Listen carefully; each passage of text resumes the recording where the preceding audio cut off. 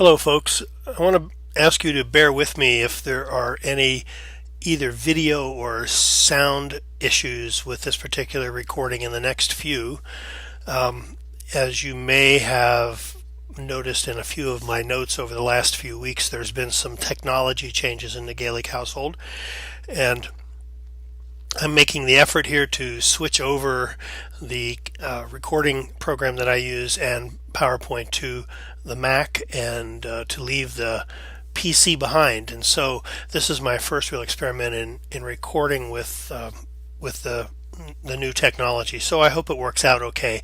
And if there are things that need to be refined, I probably won't know until after I have finished the recording, but in the weeks ahead I hope to fix it for you.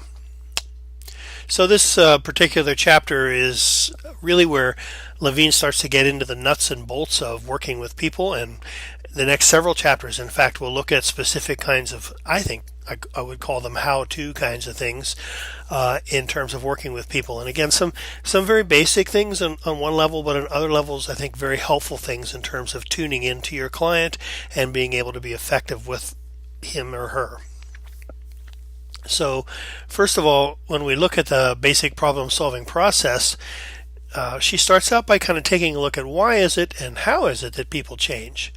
And she says, for instance, that individuals and social systems do change because of natural development over time or just the maturation itself, but there are also other things that come along that create change in people or in systems, either one, as she talks about here.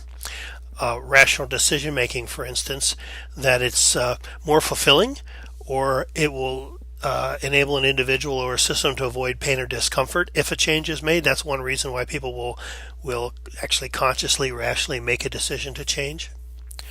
Sometimes individuals or systems will learn that whatever that is that they're doing isn't really working for them anymore, and so they'll make a change in that respect.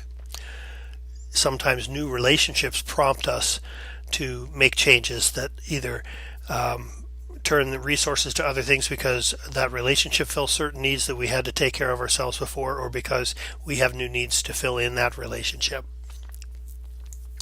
Sometimes we evaluate how other people respond to us. That's that old looking glass self that I believe some sociologists talked about. I can't, the name's Cooley, I think it was, mentioned as the idea being that we form our self-concept because we get an idea in our head about how it is that people view us, and we check that out in against the responses we get from other people when we interact with them, and then that either affirms our self-concepts or we make other changes in order to accommodate how people respond to us. So basically, just in evaluating other people's responses to us, sometimes we also just decide we need to make changes because we're not getting what we want from other people. We're not being successful in winning over people to our world. Sometimes the system in which we function, whether it be our family system, the community, our work site, whatever it is, sometimes those social systems demand change. Sometimes there's a hope for reward in changing, that is great enough that prompts people to alter their behaviors, and also sometimes change occurs around us, in the system around us, and then we have to make that change as well.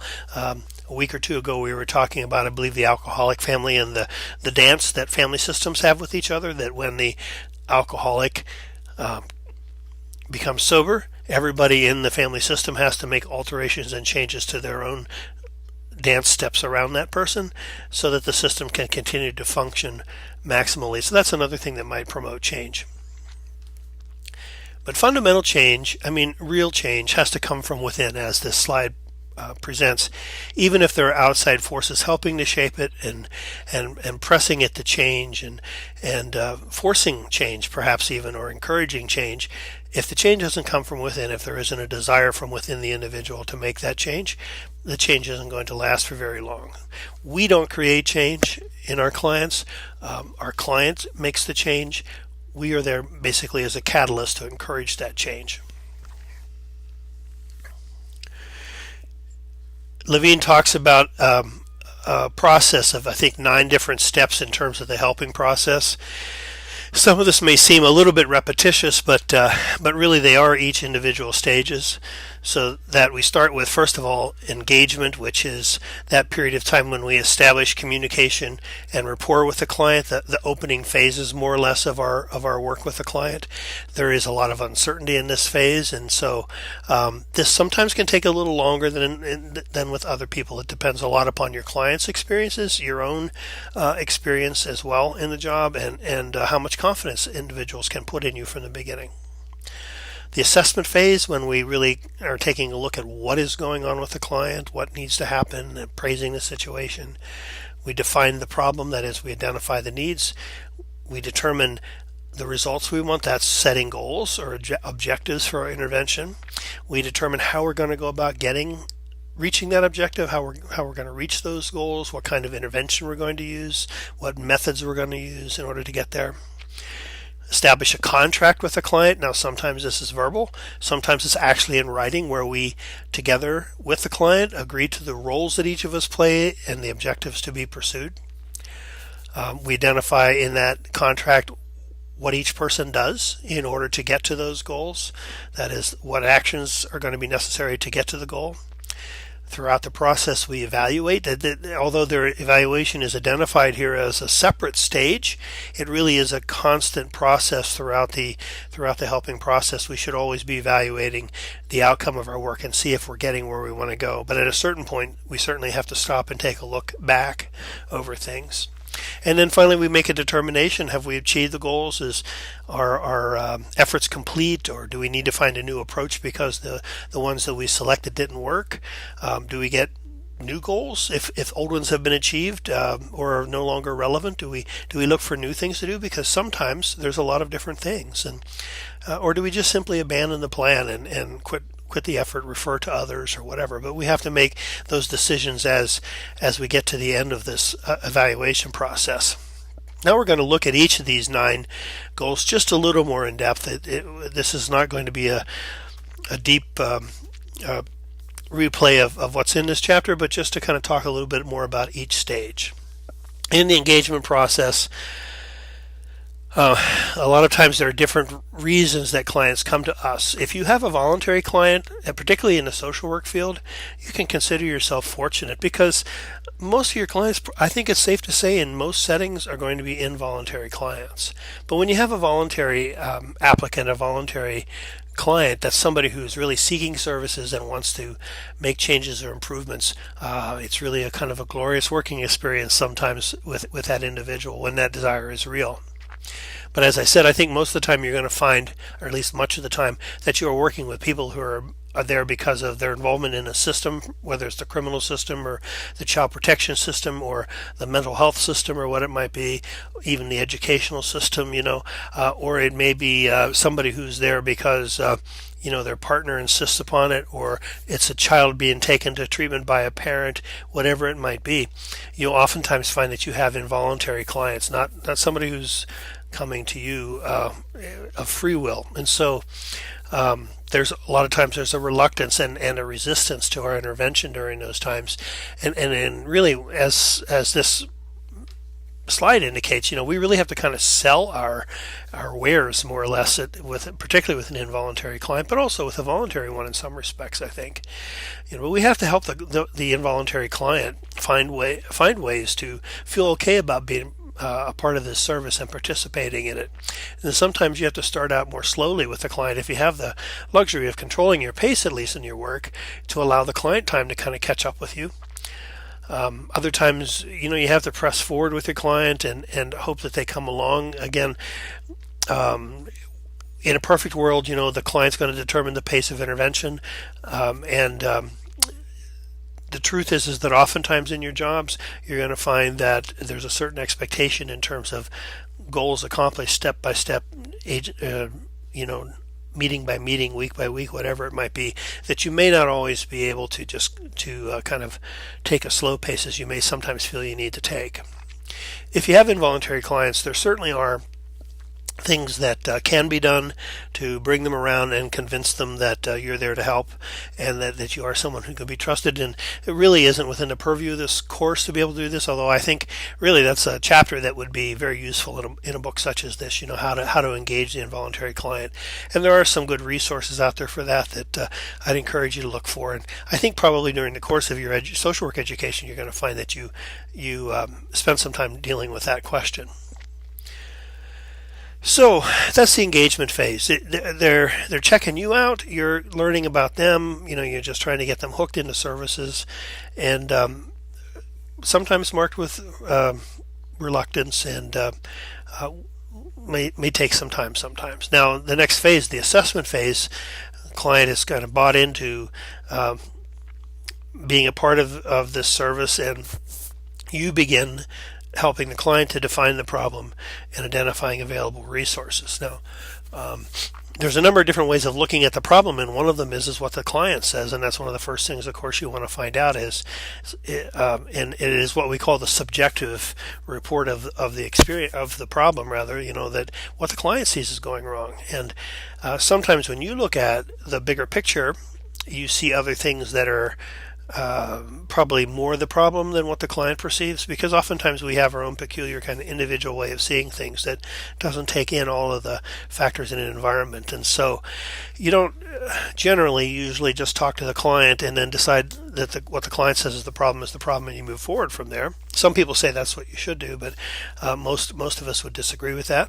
But instead, you may, whenever possible, talk to collateral sources, always letting the client know. Now, if in some situations, depending upon your role, you may need the client's permission to do that, and others, again, depending upon your role and the kind of position you have, you may not necessarily have to do that. It may be understood that you're going to talk to teachers or other family members and things like that.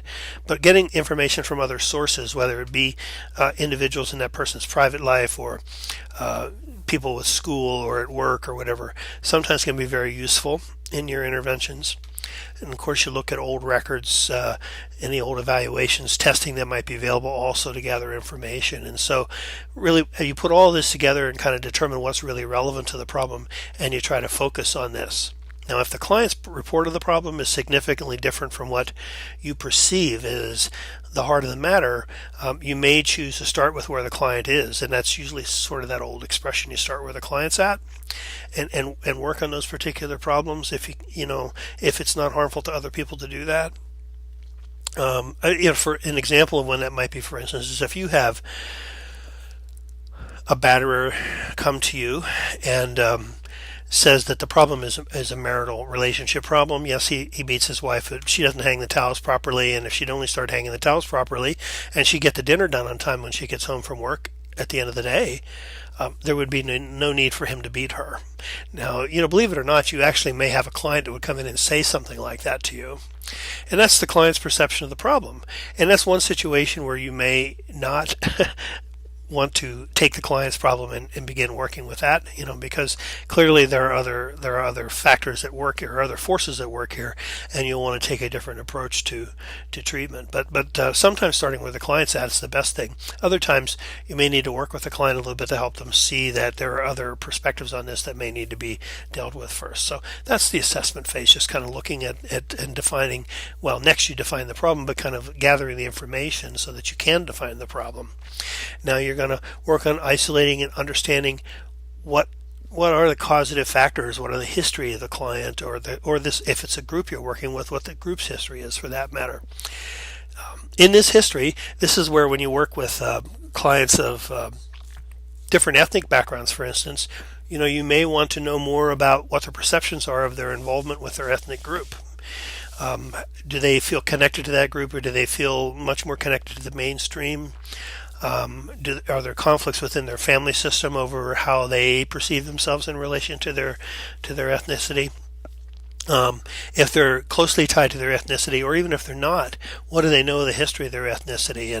And one of those issues and say, problems as well as the joys and happinesses of their ethnic background do they bring with them into their own lives today? Because a lot of what went on 100 years ago or 200 years ago impacts those clients in a very individual and very real way today. So that's part of what you might be trying to define here, but also you're looking more, I think, more narrowly at what's going on in the here and now, and identify what lies behind the issues that the client's facing. Again, as I was suggesting in the last stage, if possible, you focus on the client's perception of the problem this early, and you want to look at it in the three ways suggested here: the presenting problem, which is generally what the client or what brings the client to you; the underlying problem, which may be what the client perceives, or it may not. It may be something the client doesn't recognize, and then what are the working problems? That is, the things that really from day to day cause particular issues for that person. Once you've identified the problem, you begin to set goals. Okay, so this is what's going on in your life that's making you uncomfortable or that's causing problems for you. Now, what do we do about that? What do you want to achieve? Where do you want us to go with this? What's the objective of this intervention? And so this is a process that I know in some jobs, child protection, for instance, is a good example of this. Where we may have a client a parent who doesn't recognize let's say, the harm that their violent behavior towards their spouse wreaks upon their children. Doesn't recognize that, and so they may not. Your objective as a worker would be to say you're going to get them into some education, to learn those things, the effects of violence on children, for instance. And so you might want to set that as a goal and just kind of say you're going to do this. And that's motivated by a desire to make the home safer for the children. Of course, it's a very good motivation, but it's not the best way to go about this. And you may have to wait a while until your client comes around to acknowledging and recognizing the issues associated with this, because the more you have the client involved in setting goals and recognizing the need for those goals, the more commitment the client is going to have to working on them. And so that's good. So that you don't want to just give the client a prescription for treatment. You want to engage the client in developing these goals together. So then you set up a plan for achieving the goals. How are we going to get there? What are our methods, and what modes of intervention are we going to use? And there's any number of different things you might talk about here, from types. If again, it depends a lot upon your setting. But if you're in a kind of a case management kind of a role, say as a child protection worker, you may have one client go to mental health services, and you might have another client get a substance abuse evaluation, and you might have your parents get housekeeping services or parenting education or things like that. These are the kinds of things that might create, if your goal was to create a home that's safe for the children, for instance, that would create a safer environment. Now, one of the things that I think is important as you begin to select methods and modes of intervention, is to try to find some things where you're going to enable the client to experience success early in the process. Don't give your client graduate courses, so to speak, in whatever it is that you want them to work on when they really are still stuck in ninth grade understanding of the issue. Start out slow. Allow the client to experience success in their efforts, and again, you're going to engage that client more in the process. Don't give them things that are too tough to start out, because and one of the things you want to mention from the beginning is that this is a dynamic process. A lot of times, if you're going to work with this client over a period of time, that as some goals are achieved, you may set more goals for them to work on. And prepare them for that from the beginning. That it isn't just a matter necessarily of doing one or two things, but there may be a number of things. But we're going to start with one or two things, and then we'll move on from there.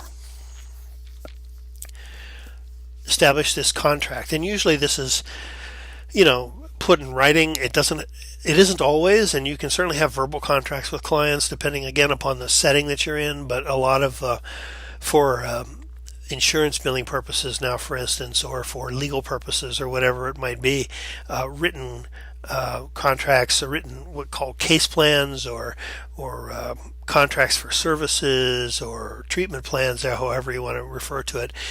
Written documents like this that the client gets a copy of helps the client to remember what it is that they agreed to do, what they're working on, and those things should always be written in very plain and simple language.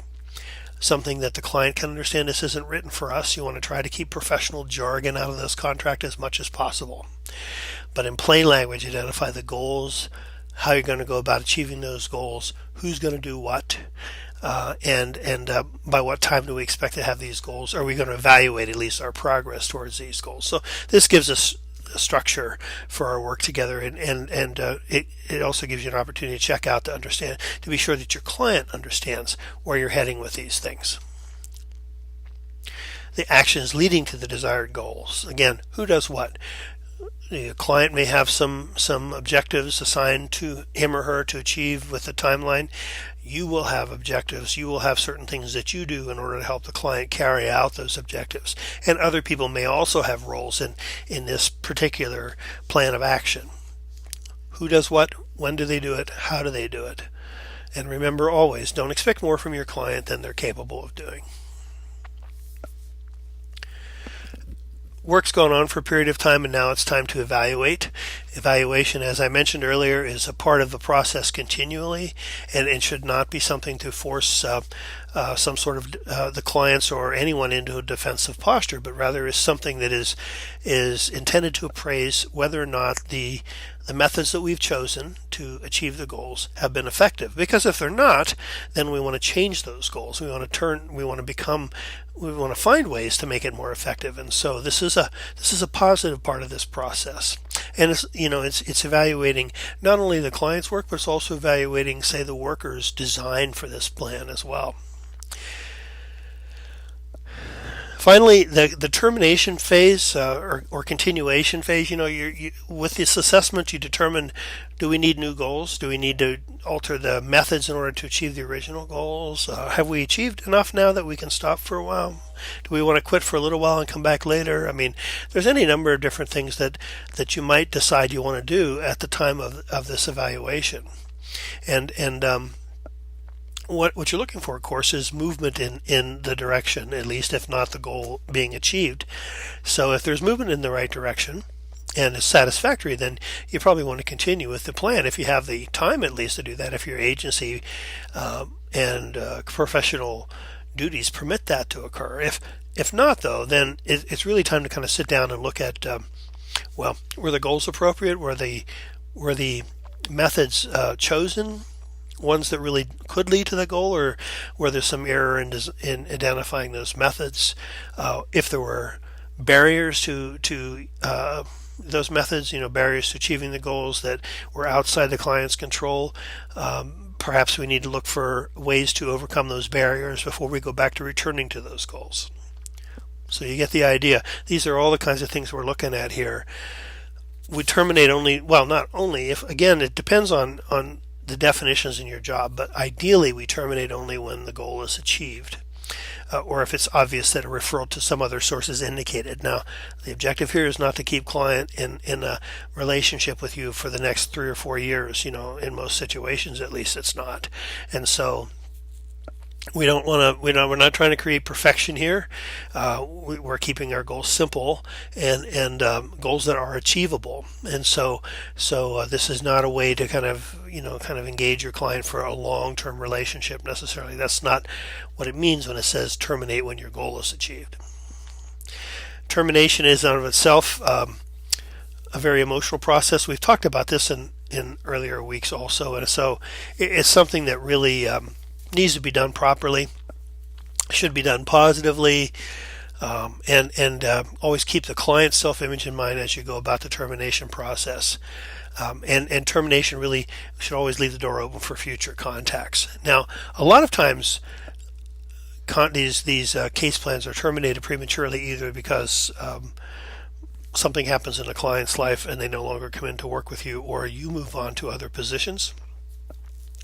As much as I would like to think of social workers establishing a relationship with a client and being able to stay with them throughout the period of time that client needs that worker, The truth is that most workers don't stay in any one position for a long period of time. We do, as a profession, move around partly for self-preservation to keep us from burning out, and partly because other opportunities may present themselves. We are human beings who are always seeking stimulation and growth as well, and so termination sometimes might come about because the worker is leaving, and this is something that if you are leaving a position where you have a significant relationship with your clients, you must always be very, very careful to let your clients know with enough time to allow them to process this with you and to make some plans for making a decision about whether they've had enough service, or whether they, if they have this choice, whether they want to move on to other people. Sometimes in some agencies they're just automatically transferred to another person, but you should always take the time to terminate with your client. Here's some considerations when we're looking at ethnic differences and things like this. Just some things to think about, that we should always be sensitive to the possibility that our methods are viewed differently in other cultures. That is to say that the way we intervene sometimes may not seem as helpful to some in some people's minds as we may think it is in our own mind. Sometimes we ourselves aren't going to be accepted even by our clients because they recognize that our background is very different from theirs, and in some cultures in particular, an individual from a different culture trying to assist them or help them maybe seem very alien to them or unacceptable. Other times, particularly if you're new, sometimes clients may question your ability to help if you have a limited amount of experience in your background, those kinds of things. Now, there are ways to overcome this, and again, things that you'll learn on the job and hopefully with further education. So don't give up if at first you express some resistance or experience some resistance, but these are some of the things you might encounter, in the opening phase, for instance. You have language barriers which can complicate understanding. We want to be careful that clients really truly do understand what we say to them, and that they understand our words when they may have English as a second language, for instance. And if we are bilingual, that we're using the right terms in talking with them as well. We should, I mentioned this earlier, not only present realities of ethnic factors, but also past realities of ethnic factors, and to assess how connected is your client to their ethnicity, how important is that ethnicity to them. That is a subject that's pretty deep and really deserves more attention than this. Because sometimes clients reject their culture out of a desire to blend in with the dominant culture, and that can create a lot of problems for them if they're really not at a place internally where they're not connected to their culture. So that's just something, again, to realize. This is very important to kind of assess and start where the client is at, move at the client's speed. Understand that different cultures mandate different levels of openness, emotional expression.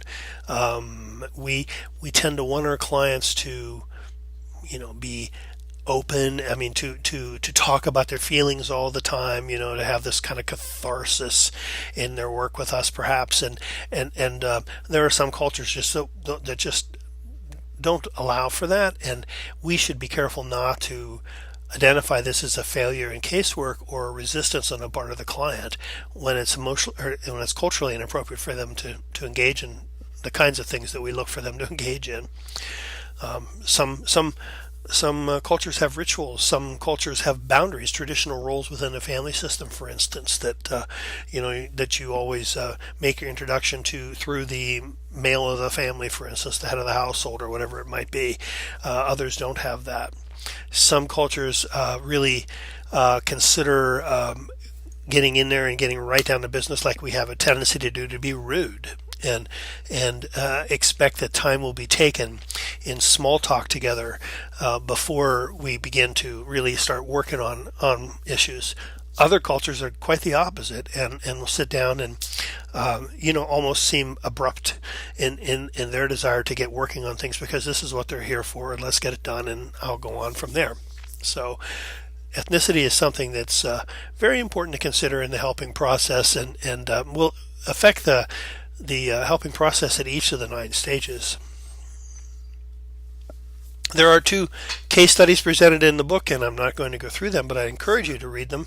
The Kincaid family and also the Southeast neighborhood, where one's working with a family, the other is working with a community in a city, and so both of these studies really are pretty good demonstrations of how to use the problem-solving process and the different kinds of contexts and situations that we might encounter or work with clients.